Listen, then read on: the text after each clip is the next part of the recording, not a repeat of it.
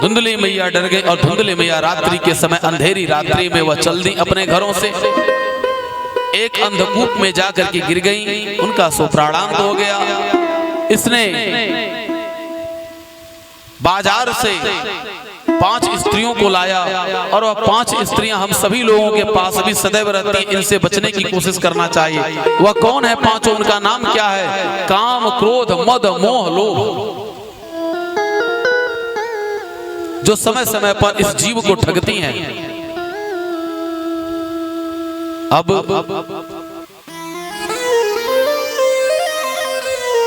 वे सब 5 धन मांगने लगी, मुझे धन चाहिए, धन चाहिए। यह राजा के वहां गया, चोरी करके लेकर के आया, और जब चोरी करके लेकर के आता है, 5 मन ही मन विचार करती हैं कि जिस समय राजा इसको पकड़ेंगे,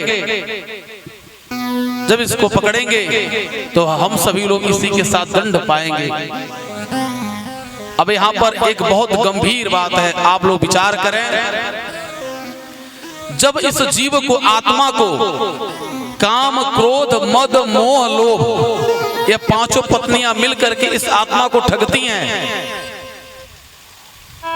और जब इसको पूरी तरह से ठग लेती हैं, अपने मोह में, अपने माया की जाल में जब जकड़ लेती हैं, और जब जान जाती अब ये जकड़ गया, अब ये कुछ कर नहीं पाएगा, जब हर तरह से इसको बर्बाद कर देती हैं, या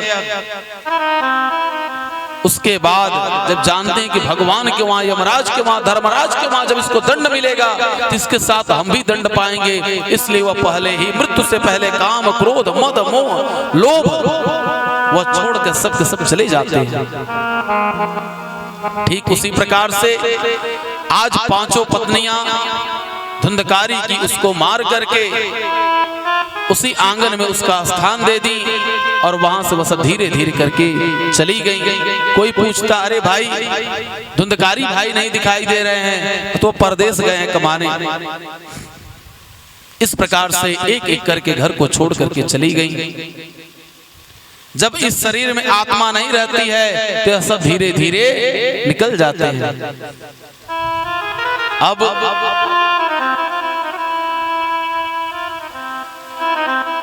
श्री गोकर्ण महाराज जी को जिस समय पृथ्वी पर विचरण करते हुए, जिस समय वह गया में पहुंचे, उन्होंने गया में उनको पता चला कि हमारे पिता और भाई अब नहीं रहे, माँ भी नहीं रही, तब उन्होंने गया में पिंडदान किया।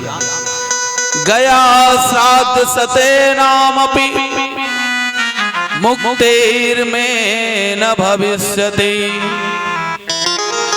उपायं परं कंचित् त्वं विचारय साम्प्रतम्।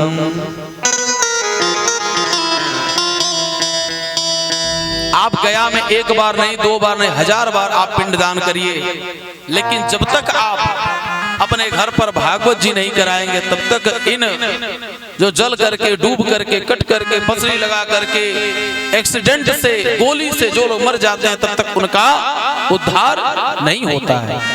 इसलिए घर पर यदि परमात्मा ने आपको व्यवस्था दिया है तो अपने अपने घरों पर एक बार जरूर जो है भागवत कराना चाहिए।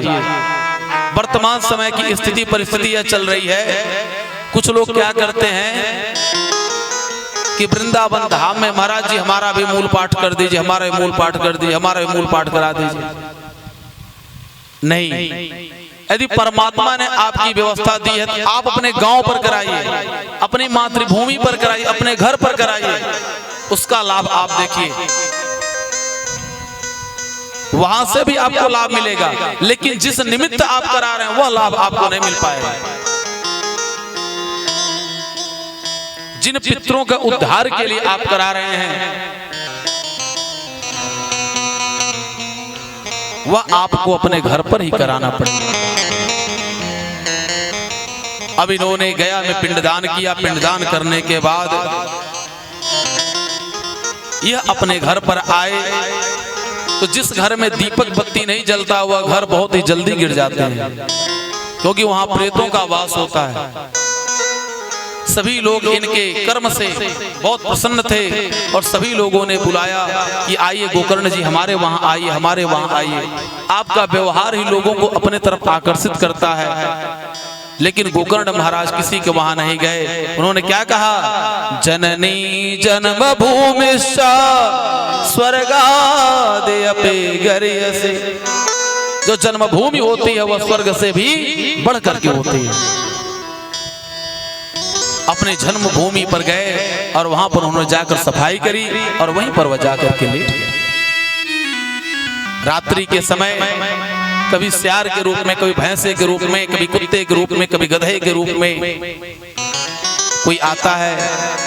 इन्होंने मन ही मन विचार किया कि कौन है। अपने कमंडलू से जल लिए और जल लेकर के उन्होंने मंत्र को अभिमंत्रित करके जल पर उन्होंने उसके ऊपर छोड़ दिया और वह रोने लगा। जब उसको बोलने की शक्ति आ गई वो रोने लगा। अरे भाई आप कौन है, क्यों रो रहे हैं?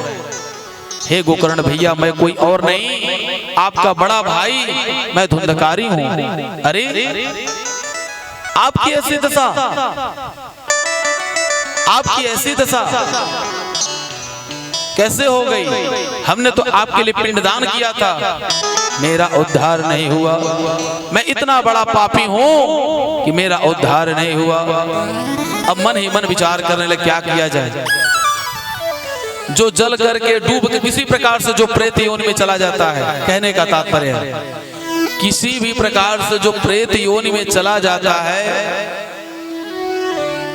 इस संसार में इतना जल भरा हुआ है वह जल नहीं पी सकता। इस संसार में इतने अन्न हैं लेकिन किसी गोदाम से वह अन्न को नहीं खा सकता। शरीर बहुत आवश्यक है। किसी भी वस्तु को प्राप्त करने के लिए, ग्रहण करने के लिए शरीर आवश्यक है। जब आत्मा इस शरीर से पृथक हो जाती, अलग हो जाती है, इस शरीर को आप कुछ भी देते हैं, यह शरीर कुछ भी ग्रहण नहीं करता और यह आत्मा भटकती है। आत्मा भटकती है और इन आत्मा का कटीलों वृक्षों पर इनका वास होता है। कहां वास होता है? कटीले वृक्षों पर।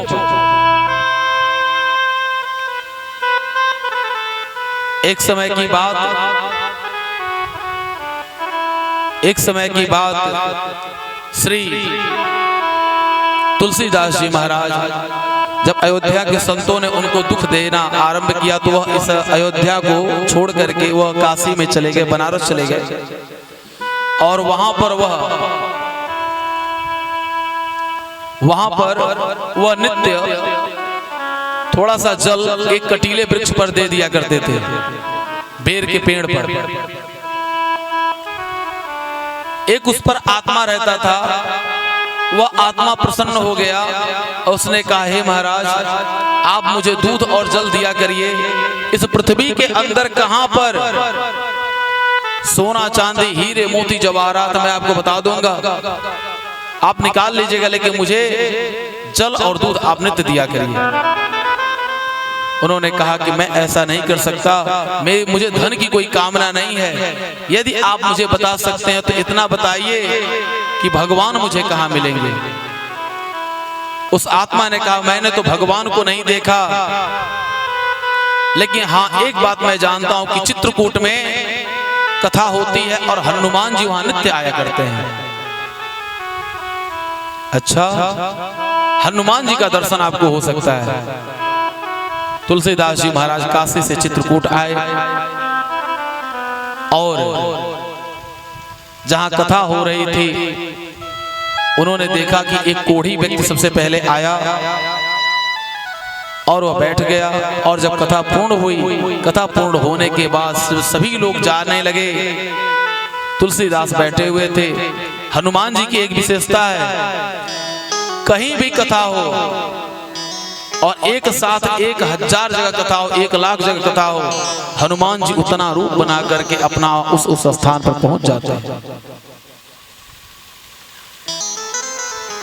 अब श्री हनुमान जी महाराज ने तुलसीदास जी से कहा, अरे जाओ जाओ तुम भी जाओ बालक, क्यों यहां पर हो?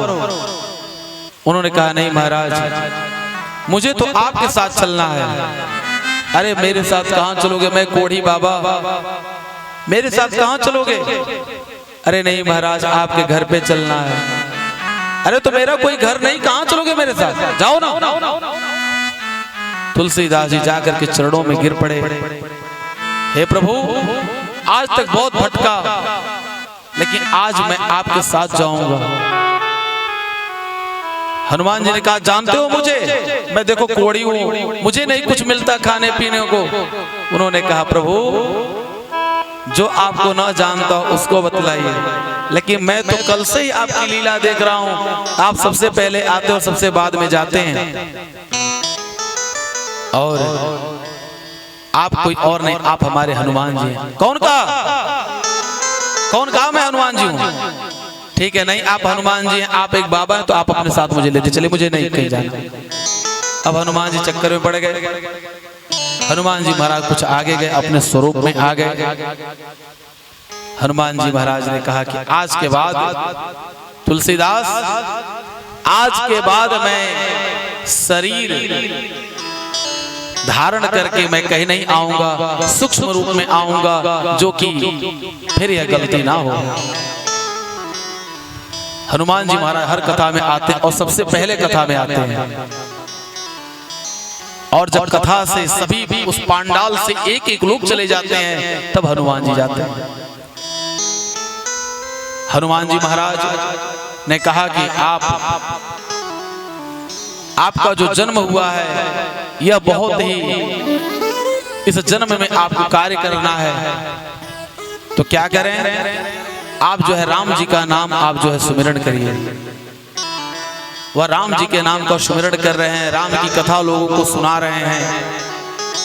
यह हुआ कि मानस, आपको मानस लिखना है, लेकिन अभी समय नहीं आया है, अभी आपकी भक्ति में कुछ कमी है, अभी आप और भजन करिए और लोगों को कथा सुनाइए।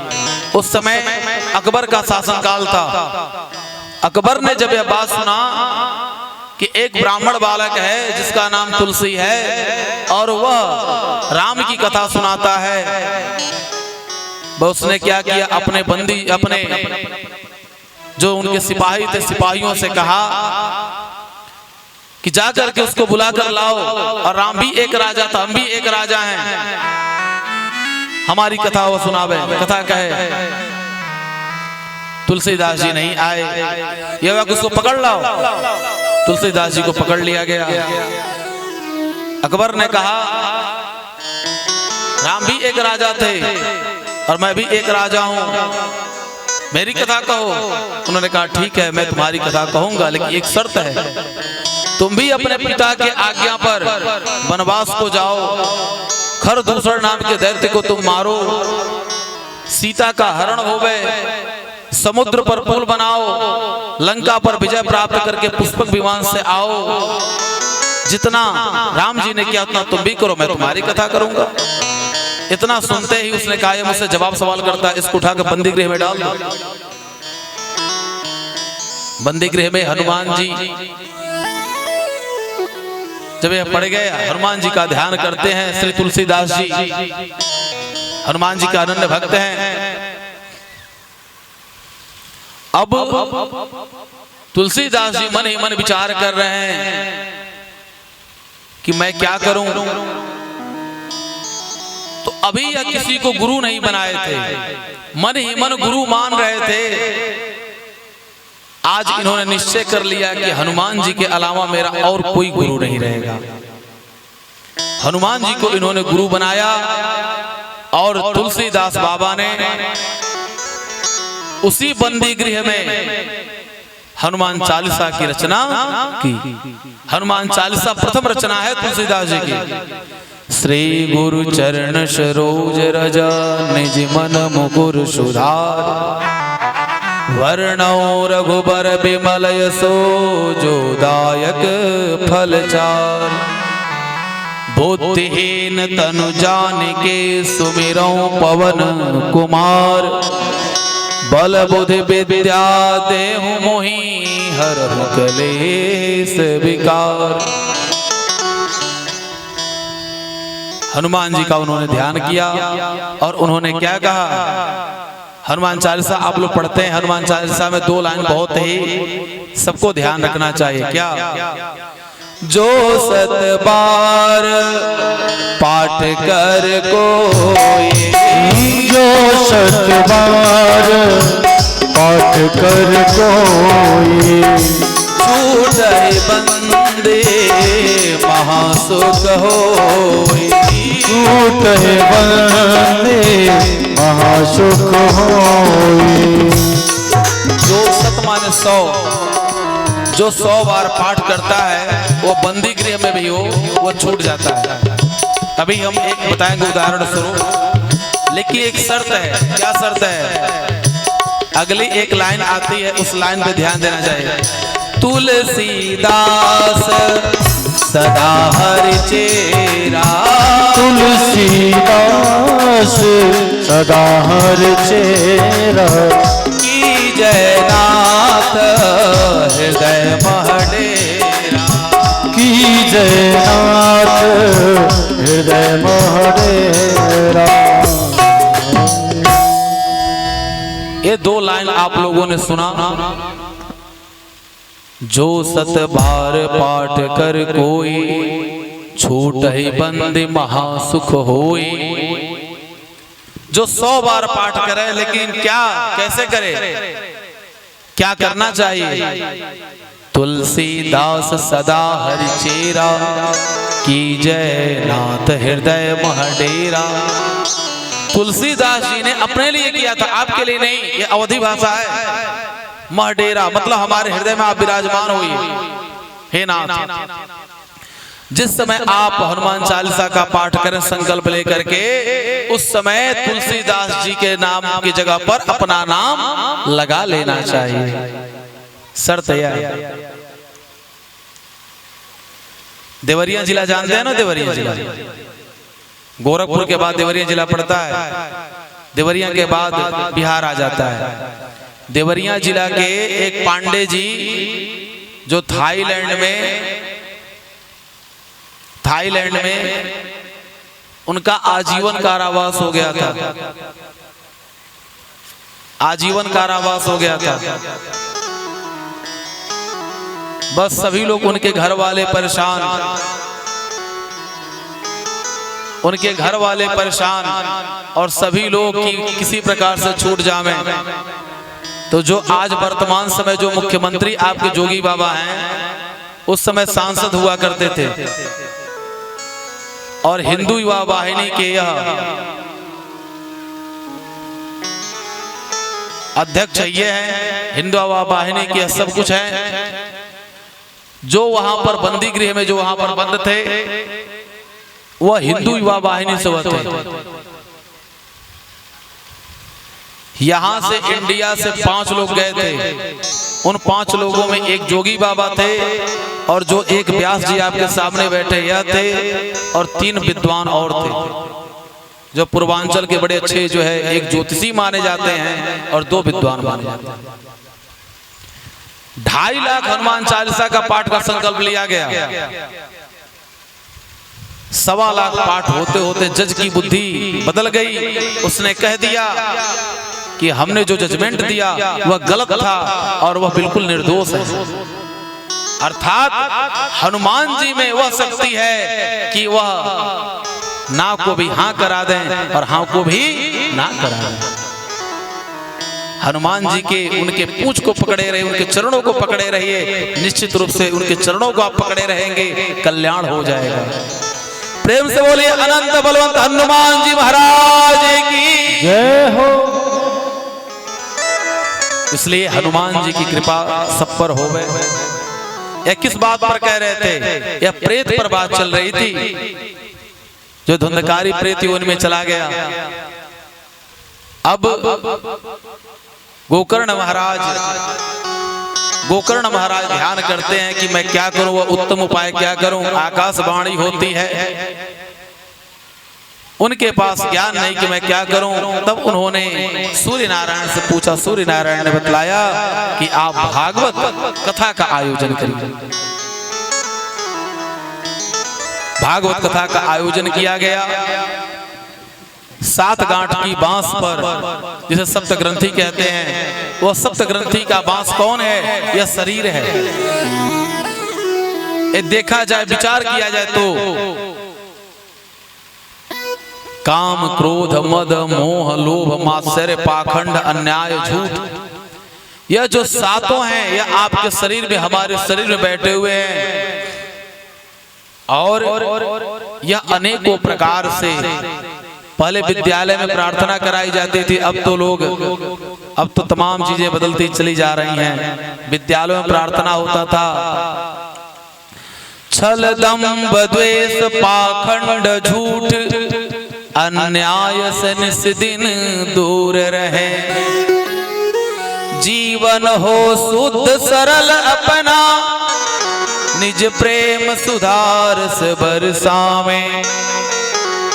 लेकिन अब क्या हो गया है? अब समय बदल गया है।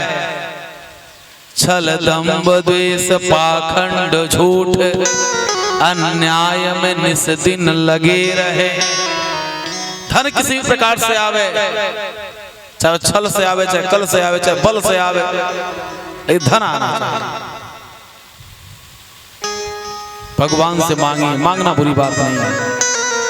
हे नाथ, हमारा कार्य चलता रहे। गोकर्ण जी महाराज आयोजन करते हैं, भागवत सभी लोग सुनते हैं, लेकिन सभी के सुनने में और धुंधकारी के सुनने में अंतर था। एक एक दिन जैसे ही दिन पूरा होता था, सायंकाले एक एक गांठ चटकती, 7वें दिन 7वीं गांठ चटकी, और उसमें से धुंधकारी निकल करके सबको प्रणाम करते हुए भगवान की धाम को गए।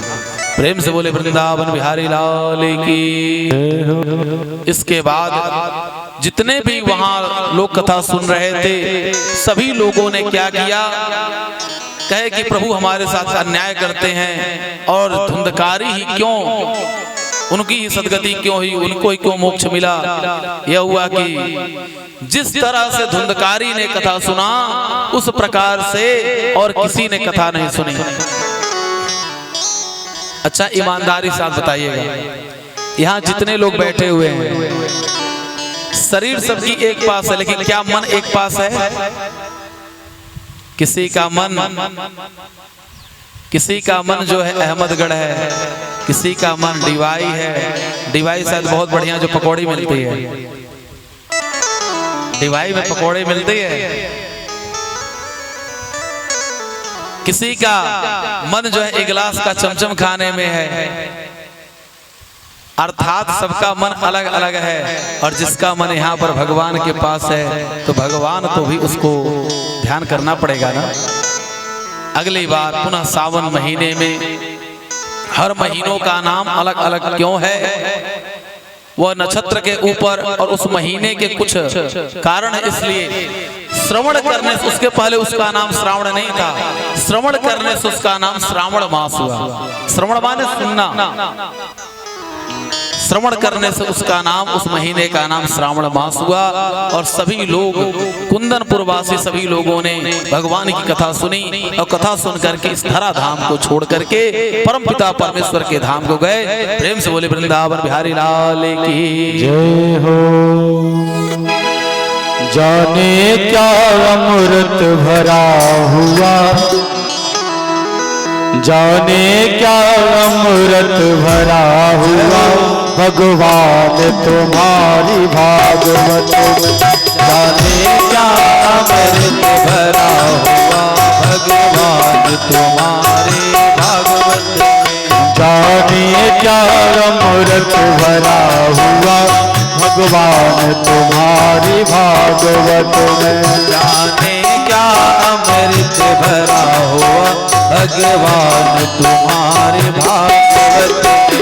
भगवान तुम्हारी भागवत में, भगवान तुम्हारी भागवत में। भगवान तुम्हारी भागवत में, भगवान तुम्हारी भागवत में। भगवान तुम्हारी भागवत में, भगवान तुम्हारी भागवत में। मन चमन हमारा हरा हुआ भगवान तुम्हारी भागवत में। मन चमन हमारा हरा हुआ भगवान तुम्हारी भागवत में।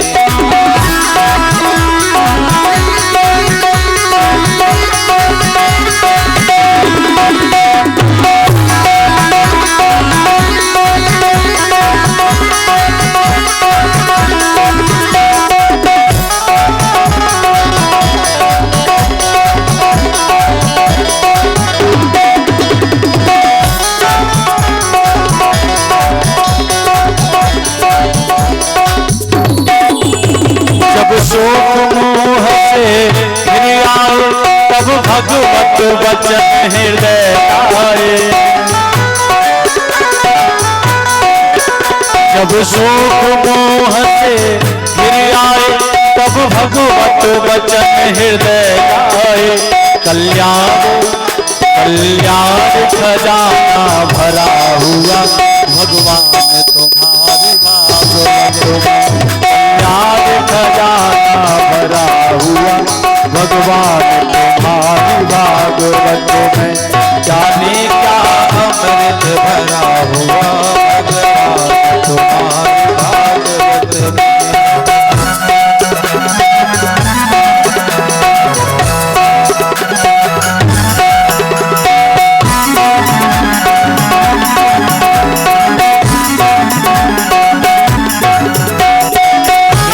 तालियों की सेवा को दे सकते हैं ना आप लोग।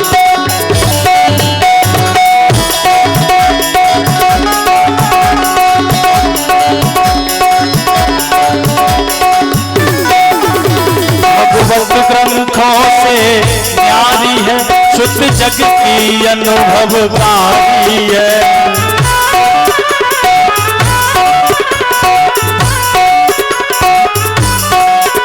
भगवत ग्रंथों से न्यारी है शुद्ध जग की अनुभवकारी है। युग युग का अनुभव भरा हुआ भगवान तुम्हारी भागवत में।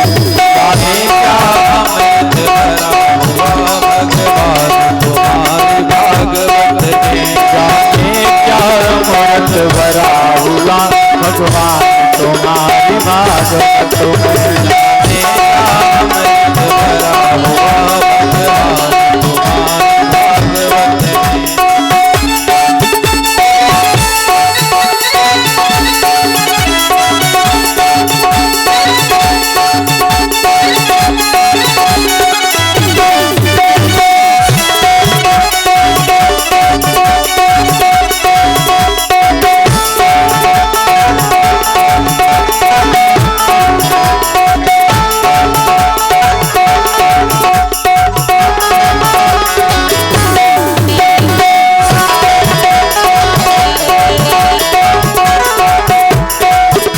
भगवत संतों का जीवन है गंगा के समान पावन है। भगवत संतों का जीवन है गंगा के समान पावन है। शरणागत अमृत भरा हुआ शरणागत अमृत भरा हुआ भगवान तुम्हारी भागवत अमृत भरा हुआ भगवान तुम्हारी भागवत में। जाने क्या अमृत भरा हुआ भगवान तुम्हारी भागवत में। भगवान तुम्हारी भागवत में। भगवान तुम्हारी भागवत में। बोलिए भक्त वत्सल भगवान की भगवत महापुराण की जय जय। जय श्री राधे, जय श्री श्याम। इसके बाद की कथा आती है। सौनकादि ऋषि पूछते हैं ऐसा कौन सा उत्तम उपाय किया श्री नारद जी महाराज जी ने जो तीनों लोकों में भ्रमण करते हैं। ऐसा कौन सा उत्तम उपाय उन्होंने किया कि जो तीनों लोकों में भ्रमण करते हैं और भगवान का नाम उनके जिह्वा पर सदैव रहते हैं। श्री सूत जी महाराज बताते हैं, हे सौनकादि ऋषियों, एक समय की बात,